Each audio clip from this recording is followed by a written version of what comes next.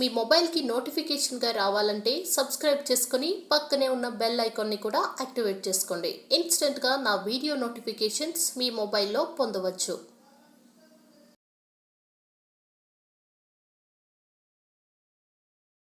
Hello friends, hi, welcome to our channel today's health and beauty. Corona virus బారిన పడకుండా ఉండాలి అంటే మన శరీరంలో రోగనిరోధక శక్తి పెంచుకోవాలని డాక్టర్లు కూడా సూచిస్తున్నారు. దగ్గు, జలుబు, జ్వరం, గొంతు నొప్పి, కఫం అనేవి ఈ రోజుల్లో చాలామందిని వేధించే సమస్య. వీటితో చాలామందికి చికాకు కూడా ఉంటుంది. అయితే మన శరీరంలో రోగనిరోధక శక్తి పెరగటం వలన ఇలాంటి అనారోగ్యాల బారిన పడకుండా ఉండవచ్చు. రోగనిరోధక శక్తి పెంచుకోవాలి అంటే మనం ఇప్పుడు ఒక మంచి రెమెడీ గురించి ఈరోజు తెలుసుకుందాం. ముఖ్యంగా మన ఇంట్లో ఉండే సహజ సిద్ధమైన పదార్థాలతో తయారు చేసిన ఈ మిశ్రమాన్ని గనుక మనం తయారు చేసుకొని తీసుకుంటే చాలు, మన శరీరంలో రోగనిరోధక శక్తి అనేది పెరుగుతుంది. అలాగే వ్యాధులు రాకుండా ఉండటమే కాకుండా దగ్గు, జలుబు, జ్వరం ఇలాంటి సమస్యల నుండి తక్షణమే ఉపశమనం కూడా లభిస్తుంది. అయితే దీన్ని ఎలా ప్రిపేర్ చేసుకోవాలి, దీనికి కావలసిన పదార్థాలు ఏంటో ఇప్పుడు తెలుసుకుందాం. ముందుగా ఒక బౌల్లో 2 ఖర్జూరం పళ్ళు, బాదం తీసుకోవాలి. అయితే ఈ బాదంని పొట్టుతో ఉన్నప్పుడే, డ్రైగా ఉన్నప్పుడే తీసుకోవాలి. ఇలా పొట్టుతో ఉన్న బాదంని తీసుకోవటం వల్ల మన దగ్గు, జలుబుకి చాలా ఎఫెక్టివ్గా పనిచేస్తాయి. మనం ఖర్జూరాన్ని ఎండు ఖర్జూరం అయినా కూడా తీసుకోవచ్చు. ఇప్పుడు ఈ ఖర్జూరం లోపలి విత్తనాలను తీసివేసి ఖర్జూరం, బాదంని ఒక మిక్సీ జార్లో తీసుకొని మెత్తటి పౌడర్ లాగా చేసుకోవాలి. తరువాత అల్లం రసాన్ని తీసుకోవాలి. మనం చిన్న అల్లంని తీసుకొని దాన్ని శుభ్రంగా కడుక్కొని చిన్న చిన్న పీసెస్గా కట్ చేసుకొని దానిలో కొంచెం వాటర్ యాడ్ చేసుకుంటూ దీన్ని అల్లం జ్యూస్ లాగా ప్రిపేర్ చేసుకోవాలి. అయితే ఈ అల్లం కూడా మన ఇంట్లో లభించే ఒక సహజ సిద్ధమైన మెడిసిన్ అని చెప్పుకోవచ్చు.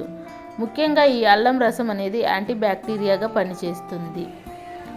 అయితే ఇప్పుడు మనం ఈ పౌడర్ని 1 కప్ తీసుకుంటే అల్లం జ్యూస్ని కూడా 1 కప్ తీసుకోవాలి.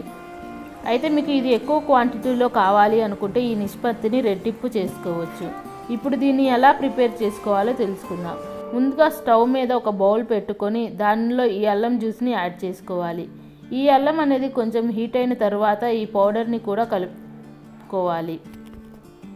తరువాత దీనిలో బెల్లంని కూడా యాడ్ చేసుకోవాలి. ఈ బెల్లంని ఇలా చిన్న ముక్కగా అయినా యాడ్ చేసుకోవచ్చు, లేదా పౌడర్ లాగా చేసుకొని అయినా కూడా యాడ్ చేసుకోవచ్చు. తర్వాత దీనిలో ఒక చిటికెడు సాల్ట్, అంటే బ్లాక్ సాల్ట్ కానీ పింక్ సాల్ట్ కానీ యాడ్ చేసుకోవచ్చు. అయితే చాలామంది దగ్గర ఈ బ్లాక్ సాల్ట్ కానీ పింక్ సాల్ట్ అనేవి అవైలబుల్లో ఉండవు. కాబట్టి మన ఇంట్లో లభించే వైట్ సాల్ట్ని 1 చిటికెడు మాత్రమే యాడ్ చేసుకోవాలి. అంతేకాకుండా దీనిలో 1 చిటికెడు పసుపుని కూడా యాడ్ చేసుకోవాలి. ఈ పసుపు కూడా మనకి మంచి యాంటీబయాటిక్గా పనిచేస్తుంది. అయితే ఇప్పుడు వీటన్నింటినీ ఒక 5 నుంచి 10 నిమిషాల పాటు బాగా ఉడికించుకోవాలి. అయితే ఈ మిశ్రమం రెడీ అయిపోయింది. అయితే దీన్ని ఇప్పుడు ఎవరు ఎంత క్వాంటిటీలో తీసుకోవాలో మనం తెలుసుకుందాం. 5 నుంచి 6 సంవత్సరాల లోపు పిల్లలు అయితే 1 స్పూన్ ఈ మిశ్రమాన్ని తీసుకోవాలి. ఉదయం 1 స్పూన్, మధ్యాహ్నం 1 స్పూన్, సాయంత్రం 1 స్పూన్ తీసుకోవాలి. పెద్దవాళ్ళు అయితే 2 స్పూన్లు తీసుకోవాలి. ఈ మిశ్రమాన్ని 2 రోజులు తీసుకోవటం వల్ల మనకి మంచి ఫలితం అనేది లభిస్తుంది. దీన్ని తీసుకున్న 1 రోజులోనే మనం దగ్గు, జలుబు నుంచి ఉపశమనం అనేది పొందవచ్చు.